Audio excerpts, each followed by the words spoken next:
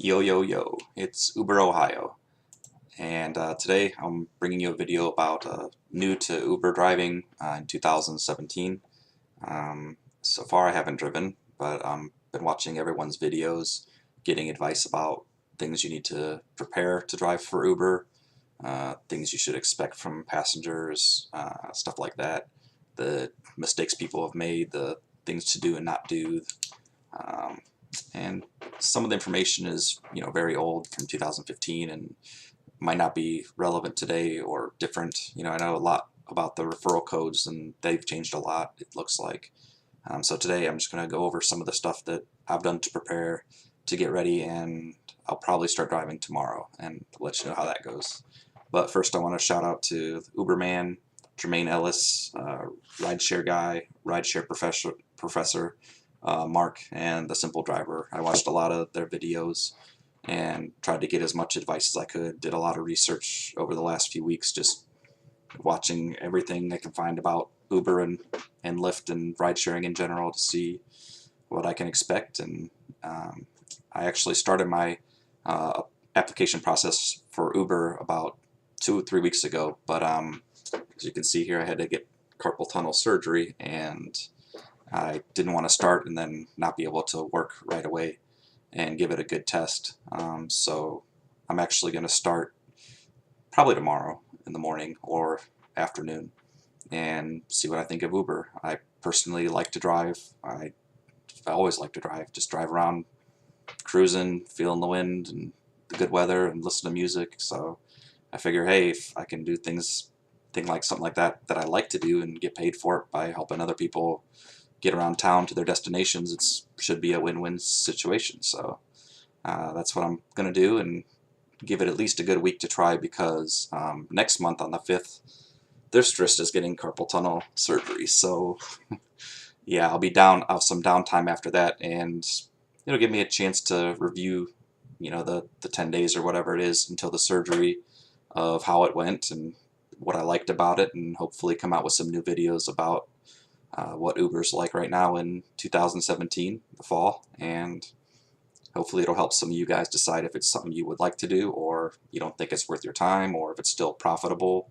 And I watch a lot of people's earning videos, and they show all this money of what they can make, like ridiculous amounts, or what look like average or normal amounts. And I'm just curious to see if that's still obtainable today at the current rates, or whatever they're giving you per mile, and with the bonuses and stuff like that. I'm not starting off with Lyft, because it looks like with Lyft right now they have some kind of bonus for if you complete like 45 rides or 60 rides in 45 days, something like that.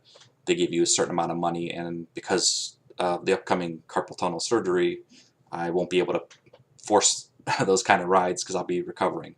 So I'm going to start off with Uber. Start off, I don't start anything slow, so I'm thinking I'm going to jump right into it pretty hard and wear myself out doing it. So, but first thing, some of the things I did, I went to the website, and I've started to give my email, phone number. They asked for a picture of my driver's license, picture of my registration, show that my proof of insurance, things like that. And from other people's videos, they said something about, well, some of the ones I saw talked about how you might have to have your car inspected, and if there's dents or anything, they might refuse your car. And so I was a little worried about that, because my car is a 2006 Sentra Nissan, and it does have a couple dents here and there from when it was hit in parking lots and such like that. But overall, it's a really good car in great shape. One of the things I did last weekend, I took it out, washed it by hand, waxed it, and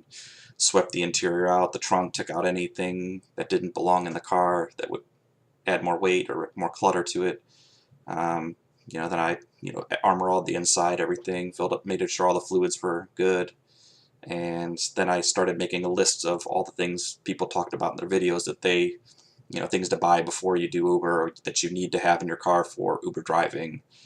So some of the things I got were, let's see, I bought one of the things, like, Rain-X glass cleaner. Someone said that that's really good to use because I don't remember which YouTuber, so whoever said it, sorry if I'm not giving you your credit, but said a lot a lot of the windows get fingerprints all over them from people touching them throughout the day, so that's good to have on hand.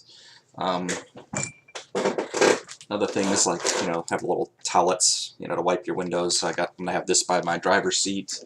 I'll probably have the Rain-X glass cleaner in the back to, wash the front windshield and stuff, or the windows occasionally in between rides is what I plan to do. I've got some paper towels to put in the trunk too.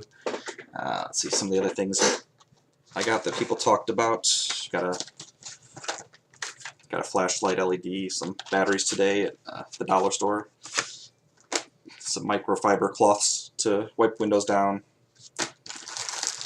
Something that was highly recommended was get some rubber gloves to clean up messes in the back seat. Hopefully that doesn't happen. I don't want anyone throwing up in my car, but from what I hear, it does happen, and you should be prepared for it, because you don't want it to, if it does happen, it to dry and sit there longer than you need it to be. So some of the other things I got here, people talked about getting an auxiliary cable so that you can basically plug that straight into your radio, and if people want to play their music through their phone, let them. It might get you a better rating, keep them happy, keep them occupied, instead of, especially if they've had a little too much to drink, you'd rather have them listening to their music and, instead of bothering you or maybe distracting you while you're trying to drive. Got this little basket here to put the Rain-X and stuff in there, and the towels and everything else I got there. I also bought today like some new sponges and stuff like that to wash my car.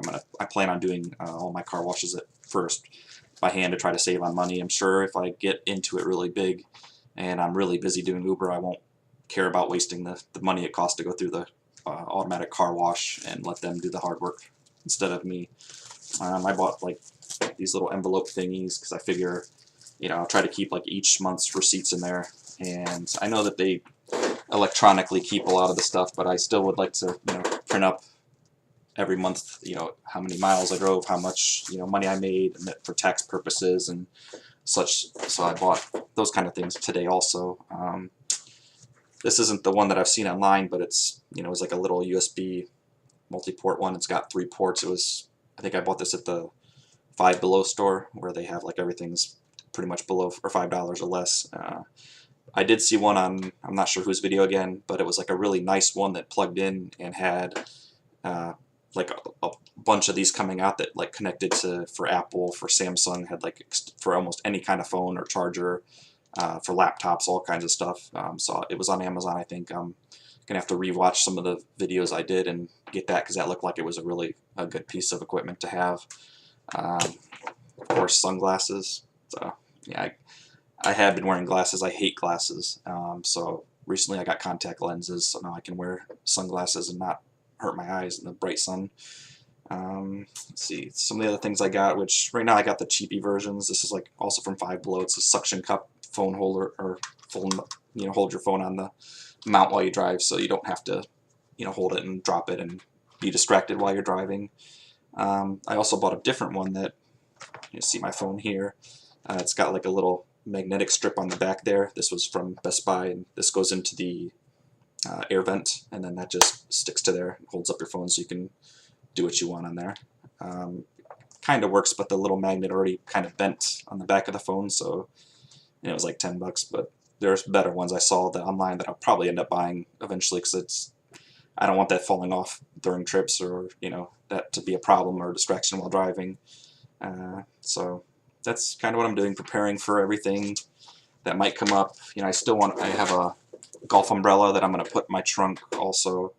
I plan to buy, forget which company, but I think it was Uberman did a review on some Blackview or something like that camera. It was pretty expensive, but from all the reviews I watched a lot of review videos on the cheaper ones, and for the rear view passenger camera part of it, it basically had the best. It had like infrared lights on it, and when they showed the results from the testing at night, I mean, you could see really clearly in the back, and it looked like it worked very well, where other cameras that were maybe $100 cheaper, you couldn't see anything in the back. So if you ever did have a dispute with a customer saying you did something or that you said something, and this would have crystal clear evidence, which I think at some point in the time, if I'm driving for a long time, it's going to come up some kind of problem where someone might they drank too much, don't remember what they did or said, and you're trying to say, hey, you did it, and I got on camera, you can see clearly what you did to my backseat or whatever.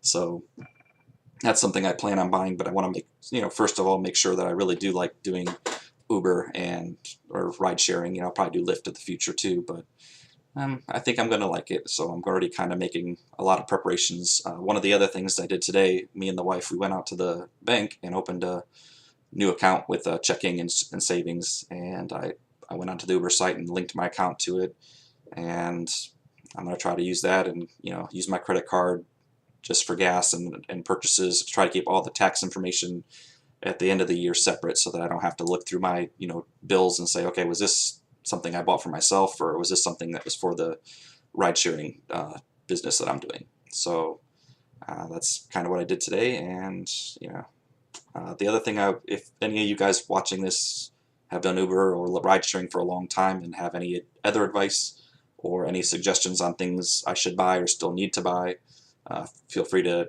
comment on it, or send me a link in the comments to a video that you did that you think might be helpful to someone starting off in Uber, or that might still be relevant for Uber driving in 2017. And let me know. I definitely would like to have the advice. I'm trying to get as much as possible, because this looks like something I'm really going to jump into pretty hardcore, and I just don't want to make mistakes that can be avoided if I watch someone's video that might shed light on something I don't have a clue that's going to happen while I'm driving for Uber. The other thing I forgot to mention was I did call up my insurance company, and because I saw a bunch of videos talking about, am I covered? Does Uber cover me? Does Lyft cover me? Well, some of them said they cover you while you have the app on, while you're en route to a customer, while you're delivering a customer, but they won't cover you when you're just driving around. It was confusing, so I called them up, and my insurance company added the ride-sharing tag onto the insurance, and it cost $50 for the whole year. So if you're worried about it and you're not sure if you have it or you're covered, I would highly recommend checking out with them or adding that, because for $50 for the year, to save you that worry of you're going to be covered or not if there's an accident or problem, is well worth it. And from what I watch with videos, you can make that money really quickly back easily within a day and a couple hours on the weekends. So that's the other thing. I mean, if anyone who's currently driving has the best times to drive in your area, let me know. Like, from most of the videos I saw, it talked about from the morning traffic, the morning commute from like 6 to 10 a.m. to at nighttime, the people coming home from like maybe 4 o'clock to 8 o'clock p.m. I hear a lot of Fridays, Saturdays, Sundays are really good. And of course, there's a lot of people who drive at the wee hours of the morning, where you're going to deal with a lot of the drunks, and it sounds like something I don't want to do, but if the money's good, and I'm a pretty easygoing guy, so I think it'll kind of be fun to to talk to people who are, a little tipsy. So, but well, thanks for watching this, and please, if you have any questions or comments, or you have any suggestions for me or any new Uber drivers, please link your videos or ask them below, or comment on things that can help out. And if you like it, like the video, and subscribe if you like it too. Thanks again.